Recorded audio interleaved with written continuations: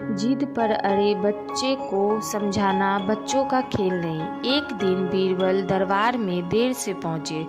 जब बादशाह ने देरी का कारण पूछा तो उन्होंने बताया, मैं क्या करता हुजूर, मेरे बच्चे आज जोर जोर से रोकर कहने लगे कि दरबार में न जाऊं। किसी तरह उन्हें बहुत मुश्किल से समझा पाया कि मेरा दरबार में हाजिर होना जरूरी है। इसी में मुझे काफ़ी समय लग गया और इसीलिए मुझे आने में देर हो गई। बादशाह को लगा कि बीरबल बहानेबाजी कर रहे हैं। बीरबल के इस उत्तर से बादशाह को तसल्ली नहीं हुई। वे बोले, मैं तुमसे सहमत नहीं हूँ। किसी भी बच्चे को समझाना इतना मुश्किल नहीं जितना तुमने बताया। इसमें इतनी देर तो लग ही नहीं सकती। बीरबल हंसते हुए बोले, हुजूर, बच्चे को गुस्सा करना आया झटपट तो बहुत सरल है, लेकिन किसी बात को विस्तार से समझा पाना बेहद कठिन। बादशाह अकबर बोले, मूर्ख जैसी बात मत करो। मेरे पास कोई भी बच्चा लेकर आओ, मैं तुम्हें दिखाता हूँ कि कितना आसान है यह काम। ठीक है जहाँपना, बीरबल बोले, मैं खुद ही बच्चा बन जाता हूँ और वैसे ही व्यवहार करता हूँ। तब आप एक पिता की भांति मुझे संतुष्ट करके दिखाएं।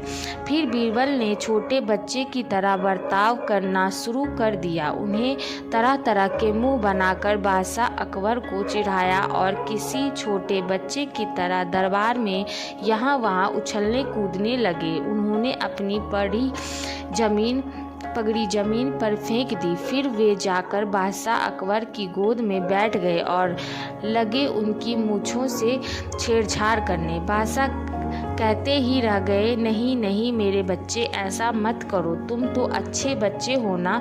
सुनकर बीरबल ने जोर जोर से चिल्लाना शुरू कर दिया। तब बादशाह अकबर ने कुछ मिठाइयाँ लाने का आदेश दिया, लेकिन बीरबल जोर जोर से चिल्लाते ही रहे। अब बादशाह परेशान हो गए, लेकिन उन्होंने धैर्य बनाए रखा। वह बोले, बेटा, खिलौनों से खेलोगे? देखो कितने सुंदर खिलौने हैं। बीरबल रोता हुआ बोला, नहीं, मैं तो गन्ना खाऊंगा। बादशाह अकबर मुस्कुराया और गन्ना लाने का आदेश दिया। थोड़ी ही देर में एक सैनिक कुछ गन्ने लेकर आ गया, लेकिन बीरबल का रोना नहीं थमा। वे बोले, मुझे बड़ा गन्ना नहीं चाहिए, छोटे टुकड़े में कटा गन्ना दो।